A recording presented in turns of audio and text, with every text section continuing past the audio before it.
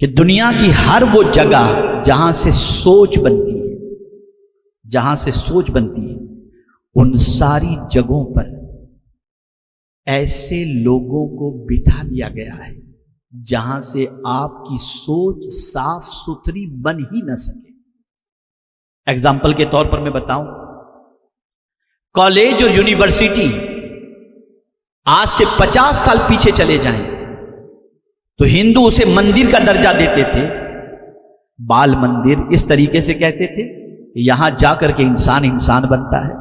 لیکن آج کالج اور یونیورسٹی میں کیا ہوتا ہے، ذرا دیکھیں آپ، میں آپ کو بتاؤں، پاپائے روم 660 کے قریب کے ثانی سیکنڈ، اس وقت انہوں نے روم کے اندر موجود لائبریریوں کے حوالے سے کہا تھا، جب ہمارا اسلامی دور اور ہمارا ایجوکیشن کا دور بہت اچھا تھا، اس زمانے میں پاپائے روم نے کہا تھا کہ روم میں ایک آدمی بھی ایسا نہیں ملتا جو مسلمانوں کی لائبریری کا واچ مین بن کر کے بیٹھ سکے، دربان بن کر کے بیٹھ سکے۔ یہ ہمارا ایجوکیشن تھا، دنیا کو سب کچھ ہم نے دیا تھا۔ میں آپ کو بتاؤں، لائبریریاں ہماری اتنی بڑی تھی کہ 6 لاکھ کتابیں ایک لائبریری کے اندر ہوا کرتی تھی، ایک لائبریری میں 6 لاکھ کتابیں۔ آج کی طرح کتابیں نہیں، آج کی طرح نہیں۔ آج تو آپ دیکھیں پرنٹنگ مشین موجود ہے، ایک کتاب کو چھپنے میں وقت کتنا لگتا ہے، ایٹ اے ٹائم ہزاروں کتابیں چھپتی ہوئی نظر آتی ہیں۔ لیکن میں اس زمانے کی بات کرتا ہوں جب پرنٹنگ پریس بھی نہیں تھا، کاغذ بہت کمیاب تھا، اور یہ 6 لاکھ کتابیں کسی پریس کے اندر نہیں، ہاتھوں سے لکھی ہوئی کتابیں تھیں، اور تقریباً سبجیکٹس کی کتابیں تھیں۔ جب کسی کو اپنا علمی پیاس بجھانی ہوتی، چاہے جغرافی کے سلسلے میں ہو، چاہے میڈیکل کے سلسلے میں ہو، چاہے ٹیکنالوجی کے کسی کے سلسلے میں بھی اپنی پیاس بجھانی ہوتی، اس کا رخ مسلمانوں کی لائبریری کی طرف ہوتا، اور وہاں جا کر کے وہ بیٹھتا، اور لائبریری کے اندر سچویشن ایسی ہوتی، اتنی میز اور اتنی کرسیاں اور ساری چیزوں کا انتظام ہوتا کہ کوئی بھی آ کر جتنی دیر چاہے پڑھ سکتا ہے اور اسٹڈی کر سکتا ہے۔ لیکن اب تو ہمارے محلے میں جوا خانے کھل گئے، اب تو ہمارے محلے کے اندر ہوٹلیں کھل گئی۔ بڑی پیاری بات کسی اسکالر نے کہی ہے، اگر میں سمجھتا ہوں کہ یہ بات ہی اگر ہماری قوم کے ذہن کے اندر بیٹھ جائے تو بہت بڑی بات ہے۔ کتاب سے کباب تک کا دور، کتاب سے کباب تک۔ ایک دور ہمارا تھا کہ ہم کتابوں سے پہچانے جاتے تھے، آج کباب سے پہچانے جاتے ہیں۔ یہ ہمارا حال ہے، یہ ہماری سچویشن ہے۔ کیا ہم میں کہ کسی شخص نے یہ اپنے اندر جذبہ پیدا کیا کہ میں مرنے سے پہلے ایک اسکول بنا کر کے مروں گا؟ کیا میں اپنی دولت کا استعمال اپنی قوم کو اٹھانے کے لیے کروں گا؟ کیا میں اپنی دولت کے ذریعے یونیورسٹیز قائم کروں گا؟ خدا کی قسم، پورے بھلواڑہ ضلع کے اگر لوگ شادیوں میں ہو جانے والے اخراجات کو صرف فضول خرچی کو روک لیں اور اس پیسے کو جمع کریں تو ہر سال بھلواڑہ ضلع کے اندر ایک یونیورسٹی قائم ہو سکتی ہے۔ لیکن آج دیکھیں ہم کیا کر رہے ہیں، جہالت کی وادیوں میں بھٹک رہے ہیں، تعیشات ہمارے کم نہیں ہوتے۔ کھانا کھانا ہے تو یہاں سے ممبئی تک کا سفر کرتے، چلو وہاں کا ڈھابا اچھا ہے۔ عجیب سچویشن ہو گئی ہماری، عجیب حالت ہو گئی ہماری۔ کیا یہی ہمارا پاش تھا؟ کیا یہی ہمیں اسلام نے تعلیم دی تھی؟ کیا اسی دین کے لیے ہم اس دنیا کے اندر آئے تھے؟ ہم تو اس لیے آئے تھے کہ تعلیمی انقلاب پیدا کریں۔ ہماری ایک آئیڈینٹی تھی، ہماری ایک پہچان تھی۔ میں آپ کو بتاؤں، فرانس کا ایک اسٹوڈنٹ بغداد کی سرزمین پر آیا صرف یہ دیکھنے کے لیے کہ یہاں پر موجود یونیورسٹیز کا ایجوکیشنل اسٹیٹس کیا ہے، تاکہ میں یہاں پر تعلیم حاصل کرنے کے اندر اپنے آپ کو بہتر محسوس کر سکوں۔ وہ آیا، بغداد کی سرزمین پر پہنچا، اور بغداد کی سرزمین پر آنے کے بعد تھوڑا سا گلیوں میں چلنے لگا۔ وہاں کے لوگوں نے، وہ نوجوان جو گلی کوچوں میں چلا کرتے تھے، انہوں نے اس اجنبی کو دیکھا کہ یہ آدمی شاید باہر کا لگ رہا ہے، کوئی مسافر لگ رہا ہے، تو اس سے ملاقات کی، ہائے ہیلو کیا، اور اس کے بعد اس سے پوچھا کہ آپ کہاں سے آئے؟ تو انہوں نے کہا فرانس سے آئے ہوں۔ کیسے آنا ہوا؟ یہاں کی یونیورسٹیز کو دیکھنے کے لیے آیا تاکہ اپنی علمی پیاس کو بجھا سکوں۔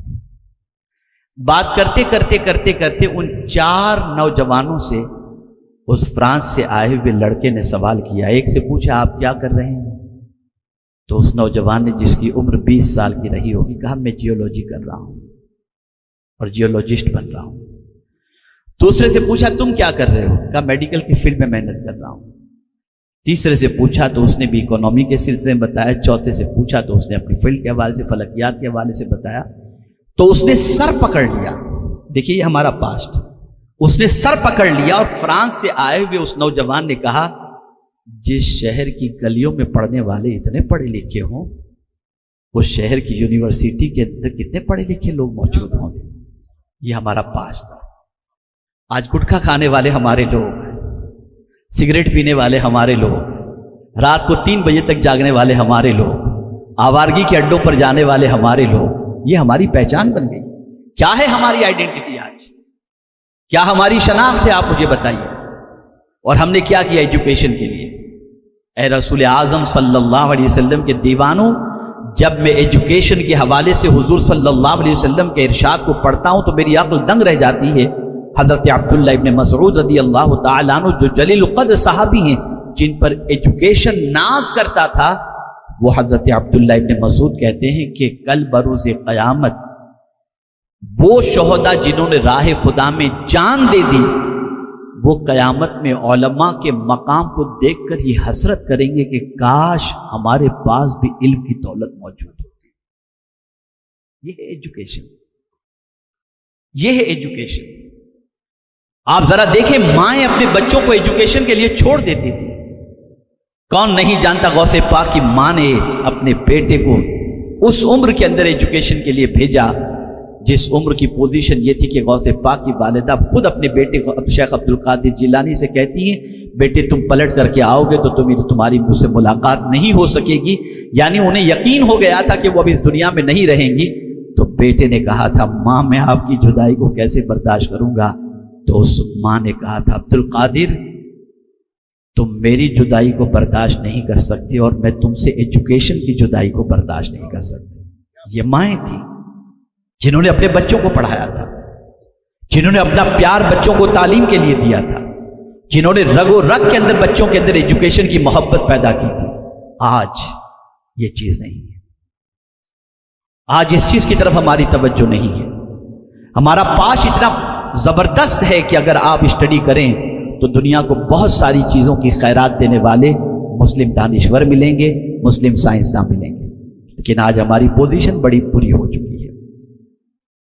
ऐसी सिचुएशन के अंदर इरम जैसी बच्ची, सुहेल जैसा बच्चा और दिगर बच्चों का इस तरीके से तालीमी मैदान में आगे आना एक खुश आइन कदम है। और हम उम्मीद करते हैं कि दीन पर कायम रहते हुए ये बच्चे अपना दुनियावी तालीम का सफर जारी रखेंगे ताकि उनकी पहचान एक तालीम याफ्ता होने के साथ साथ एक अच्छे मुसलमान की हैसियत से भी हो सके। सारे बच्चों के लिए जरूरी है तालीमी मैदान के अंदर मेहनत करें, मशक्कत करें। और एक चीज खास तौर पर मैं बताऊं कि दुनिया की हर वो जगह जहां से सोच बनती है, जहां से सोच बनती है, उन सारी जगहों पर ऐसे लोगों को बिठा दिया गया है जहां से आपकी सोच साफ सुथरी बन ही न सके। एग्जाम्पल के तौर पर मैं बताऊं, कॉलेज और यूनिवर्सिटी आज से 50 साल पीछे चले जाएं तो हिंदू उसे मंदिर का दर्जा देते थे। बाल मंदिर इस तरीके से कहते थे कि यहां जाकर के इंसान इंसान बनता है। लेकिन आज कॉलेज और यूनिवर्सिटी में क्या होता है जरा देखें आप। 10th पास करने के बाद जूनियर कॉलेज के अंदर बच्चा या बच्ची एडमिशन लेती है तो सबसे पहले अपने अब्बा से कहती है, अब्बा 6 ड्रेस बनवा दीजिए, कॉलेज जाना है। आप जा रहे हैं वहां पर जो है वो ड्रेस कंपटीशन में जा रही है, एजुकेशन के लिए जा रहे हैं। आप जरा सोचो, वो बच्चे, बहुत सारे ऐसे बच्चे जो एसएससी में टॉपर होते हैं, जूनियर कॉलेज में जाने के बाद बहुत पीछे चले जाते हैं।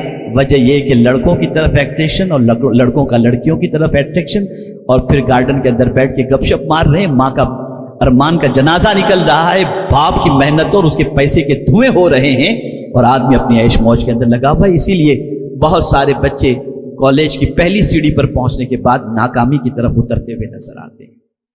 آخر یہ انوائرمنٹ کیوں کریٹ کیا گیا؟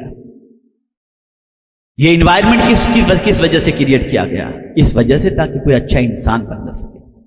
آپ ذرا دیکھیں کس طریقے سے جہاں ذہن بننا چاہیے تھا اور فکر بننی چاہیے تھی، وہاں پر غلط فکروں کو بٹھا دیا گیا۔ ایسی سچویشن کے اندر ہمارے لیے بے پناہ ضروری۔ میں آپ کو ایک اور چیز بتاؤں، ایک زمانہ تھا ٹیچر کا رسپیکٹ اسٹوڈنٹ اس طریقے سے کرتا تھا جیسے باپ سے زیادہ اس کا رسپیکٹ کرتا ہو۔ آج بعض ٹیچر ہی ایسے ہو گئے جو اپنے اسٹوڈنٹ کے ساتھ بھاگتے ہوئے نظر آتے۔ آپ ذرا دیکھیے کیا ہو رہا ہے یہ۔ ایسی سچویشن کے اندر ہماری رسپانسبلٹی بہت بڑھ چکی ہے۔ ہمیں اپنا پاسٹ جو بہت پاورفل ہے، جو بہت برائٹ ہے، اس کو پھر سے لانے کے لیے محنت کرنی پڑے گی، مشقت کرنی پڑے گی۔ فیوچر کا پلان بناؤ، ہر محلے کے اندر ایک اسکول بناؤ، ہر محلے کے اندر ایک مدرسہ بناؤ، اپنے سرمایہ کو قوم کی تعمیر کے پیچھے خرچ کرو۔ یہ سرمایہ ضائع نہیں ہوگا، یہ سرمایہ دنیا میں بھی تمہیں عزت دے گا اور آخرت میں بھی تمہیں عزت عطا کرے گا۔ اپنے سرمایہ کو تعیشات کے اندر خرچ کرنا بند کرو۔ جس قوم کی عورتیں سگنل پر برقع پہن کر بھیک مانگتی ہوں، اس قوم کو عیاشی میں پیسہ اڑانے کی کوئی اجازت نہیں، کوئی حق نہیں۔ جس قوم کے بچوں کی پوزیشن یہ ہو کہ فیس کے لیے در بدر کی ٹھوکریں کھاتے ہوں اور وہ قوم عیاشی میں اپنی دولت کو خرچ کرے، اسے کوئی حق نہیں بنتا۔ کیا جواب دو کہ کل بروز قیامت؟ کیا اسی لیے تمہیں دولت دی گئی؟ اس لیے میری گزارش ہے، مائیں عورتیں ہر شادی میں نئے ڈریس کا شوق ختم کریں اور مارا رہ متحرہ سے ملنے والے عظیم نعرے کو اپنی زندگی کا مقصد بنائیں۔ اور وہ نعرہ یہ ہے، آدھی روٹی کھائیں گے، بچوں کو پڑھائیں گے۔ پڑھاؤ بچوں کو، لیکن انوائرمنٹ کریٹ کرو، ماحول بناؤ کہ بچہ صرف ایجوکیٹڈ نہ بنے، انسان بنے۔ دونوں میں فرق ہے، ایجوکیٹڈ ہونے اور انسان بننے میں بڑا فرق ہے۔ آج بہت سارے ایجوکیٹڈ ہیں لیکن انسان نہیں۔ کیا کڈنی چرانے والے کون لوگ ہیں؟ ایجوکیٹڈ ہی تو ہیں۔ بم برسانے والے کون ہیں؟